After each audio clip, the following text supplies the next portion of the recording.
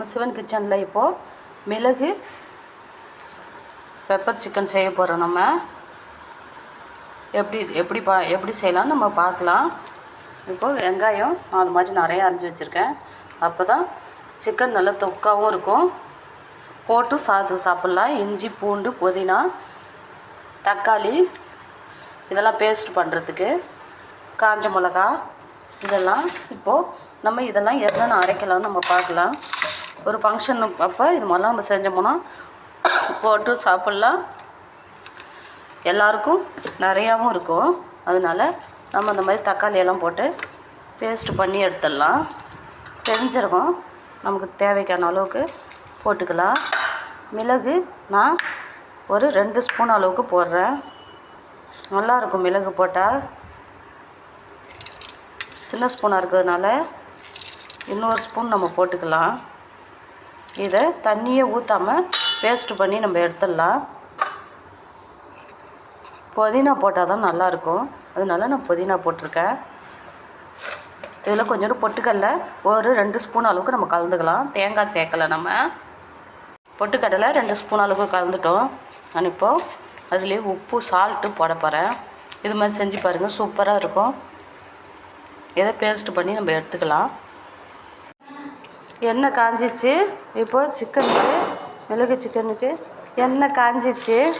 இப்போது நம்ம ஏலக்காய், பட்டை, கிராம்பு எல்லாம் போட்டாச்சு. வெங்காயம், கருவேப்பிலை, கொத்தமல்லி, பச்சை மிளகா நம்ம இதில் பேஸ்ட்டு போட்டு எல்லாம் வதக்கிடலாம்.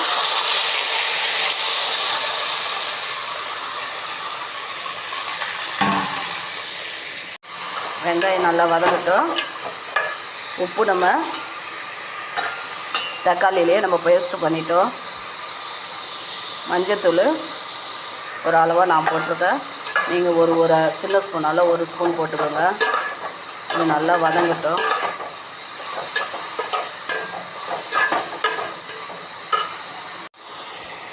உப்பு போட்டுக்கலாம். இதில் கொஞ்சமாக நான் அதில் போட்டிருக்கிறதுனால இப்போது சிக்கன் தூள் 1.5 ஸ்பூன் போட்டிருக்கோம். தனி மிளகாய் தூள் 1/4 ஸ்பூன் தான் நான் போடுறேன்.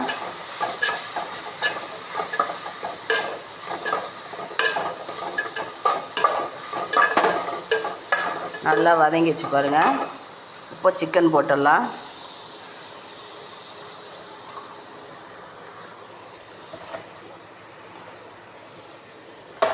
சிக்கனை நம்ம தண்ணி இல்லாமல் நம்ம இந்த மாதிரி எடுத்து போட்டுக்கலாம்.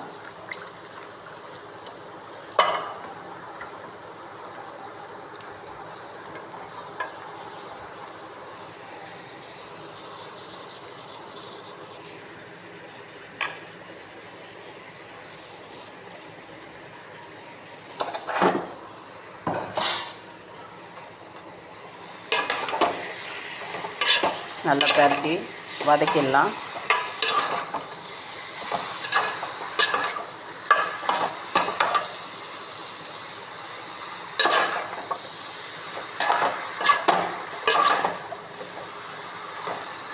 நல்லா வதங்கட்டும். வெந்துச்சு பாருங்கள். நான் சிம்மில் வச்சுருக்கிறேன். இப்போது நம்ம அரைச்சி வச்சுருக்கிற பேஸ்ட்டை ஊற்றிடலாம். இதில் தயிருக்கு தண்ணிக்கு பதில் கொஞ்சம் தயிரோட தண்ணி இருக்குது. டேஸ்ட்டு சூப்பராக இருக்கும்.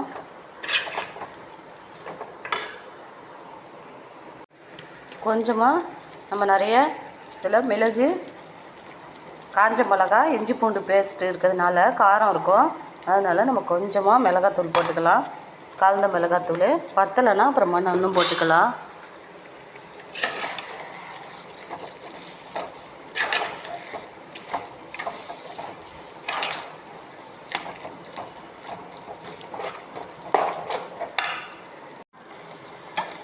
இப்போது ஒரு கரண்டி இந்த மாதிரி கெட்டி தயிர், நான் வீட்டில் வச்சுருக்க தயிர் இது, அதனால புளிப்பு இருக்காது அதிகம். இந்த மாதிரி 2 கரண்டி தயிர் போட்டுக்கலாம். இதையும் நல்லா மிக்ஸ் பண்ணி விட்டுடலாம். இப்போ காரம் எவ்வளோ இருக்குன்னு பார்த்துட்டு, காரம் கம்மியாக இருந்தால் நம்ம வீட்டுக்கு ஏற்ற மாதிரி காரம் நம்ம போட்டுக்கலாம். இல்லைன்னா அப்படியே மூடி வச்சிடலாம்.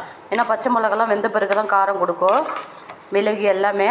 அதனால் இப்போ நம்ம மூடி வச்சுட்டு ஒரு தண்ணி கொஞ்சம் ஊற்றி வச்சுட்டு ஒரு 20 நிமிஷம் இல்லை ஒரு 25 நிமிஷம் கழித்து காரம் கொஞ்சம் கம்மியாக இருந்ததுன்னா போட்டுக்கிட்டு நம்ம உப்பு என்ன காரம் கம்மியாக இருக்குதோ போட்டுக்கிட்டு அதுக்கப்புறம் கொஞ்சம் நேரம் நல்லா கொதிக்க வச்சுக்கலாம்.